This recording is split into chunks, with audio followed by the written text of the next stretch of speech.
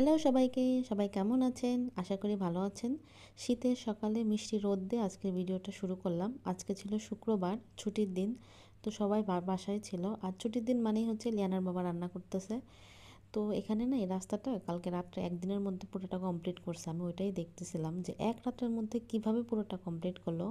তো এটা হচ্ছে আমাদের বিছানাগুলো সকালে রেডি করে নিয়েছি। সকালে বিছানা গোছানো হলে আমার মনে হয় অর্ধেক কাজ শেষ হয়ে গেছে। তারপরেও লিয়ানা যেহেতু আছে নোংরা হয়, কিন্তু আমি এটা কিছু মনে করি না, কারণ বাচ্চা কাচ্চা থাকলে এটুকু হবেই।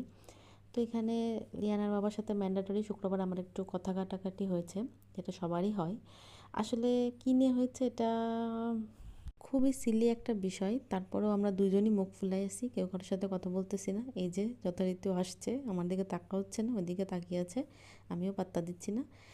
তো এরকম হয় আসলে, অনেক প্ল্যানিং থাকলে পরে দেখা যায় আলটিমেটলি ঝগড়া করে দুজনের সাথে মনোমালিন্য শুরু হয়ে গেছে। কার কার এরকম হয় অবশ্যই জানাবেন। তো এখানে ও রান্না করতেছিল, আমাকে বলেও নাই কি রান্না করবে। তো এখানে দেখলাম মাংস ম্যারিনেট করে রাখছে, তার মানে বুঝলাম হয়তো চিকেনের কোনো একটা আইটেম করবে। আর এখানে একটু সকালে কুমড়ো দিয়ে একটু ছক্কা মতো করছিলাম। আর এখানে লিয়ানা কিছু একটা নিয়ে খেলছিল। ও আসলে সারাদিনই এরকম খেলাধুলার মধ্যে ব্যস্ত থাকে। এখানে ওর টেন্ট হাউসটা ছিল, আমি ওইটাই দেখতেছিলাম।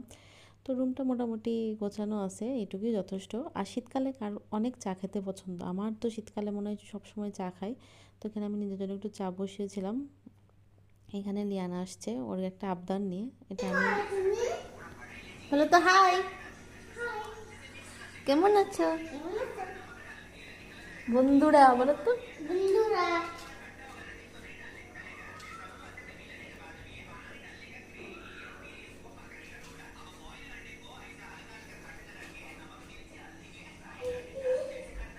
ওর এই ছোটো ছোটো জিনিসগুলো এত আমরা এনজয় করি। এখানে এসে কপালে কোথাতে একটা টিপ পেয়েছে, টিপ দিয়ে এসে বলছে আমি দুর্গা মা। আমার এমন হাসি পেয়েছে, আমি তাড়াতাড়ি ভাবলাম একটু ছোট্ট করে স্মৃতিটাকে সংরক্ষণ করে রাখি ভবিষ্যতের জন্য। তো এখানে সে দুর্গা মা হচ্ছে, এটা নাকি তার ত্রিশূল। জিব্বাটাও বের করে দিয়েছে, আমার এত মজা লাগছিল।